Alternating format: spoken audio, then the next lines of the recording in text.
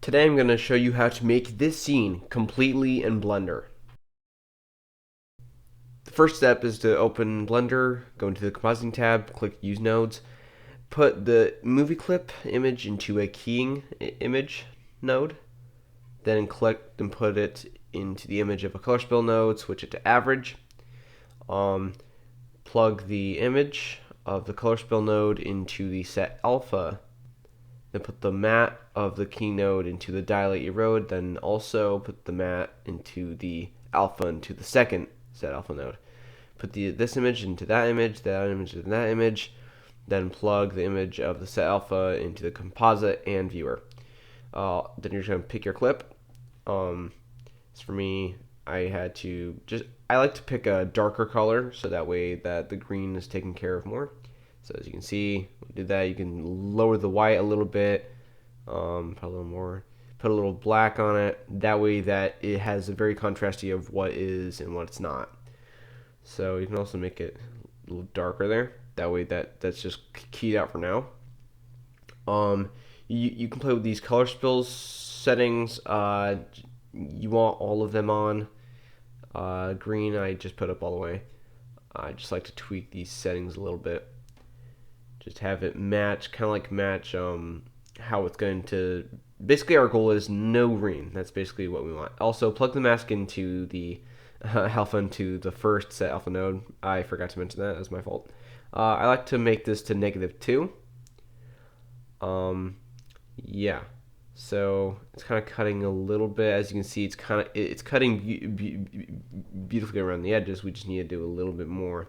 I'm just gonna leave this in paint now alone. We're just gonna use it for refinement. I think I'm gonna put my color a little bit higher. There we go. So now those edges aren't as clipped in. So basically, you're just going to render. Hold on, I'm a little tweaking right now. Make sure that you remember that.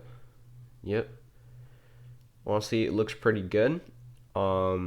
Yeah, so you're just going to want to render that out. Go to your settings, pick your file, put it as a TIFF image sequence. So open a new file in Blender, delete everything, add a cube, and then what you're just going to do is model your hallway. Move it up a meter, that way that it's level on the ground. So yeah, just model whatever you want.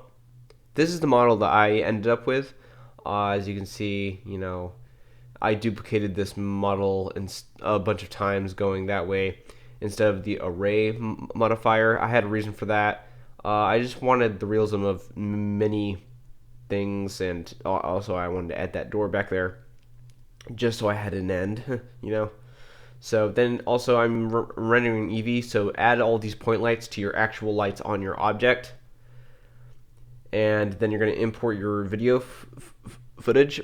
That was the first one, and I like to add a second one so that like the hair can show through.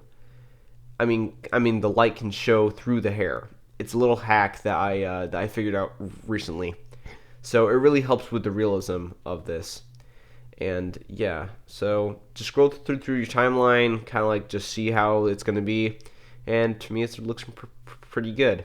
So I want to, and also I like to do in the shader editor, I like to put my image in videos. I like to connect it to an RGB and kind of like match it with the scene. I put the roughness a little bit up. I connect the image of the image sequence to a bump node. I set the strength at 0.01, and then I connect it into the normal. And that way that has a little bit high in depth. I'm going to see it in the shader editor.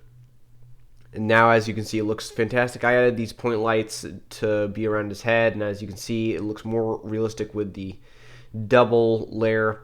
And honestly, yeah, so you're just going to want to match it up with your scene as best as possible. I found it best in this scene to make him a little bit darker than the actual scene itself, in which actually brought it out to a lot more realistic feel. So yeah, as you can see, he's shooting in this, and so if I go to a frame to where he is shooting, I had to add 2 lights. As you can see, the bump node is kind of doing its work really well with both of the sides.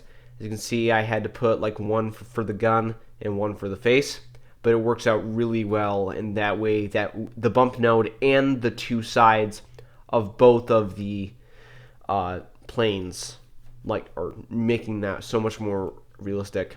And you're gonna have to animate all the lights around him all the time. So this is how I created the video.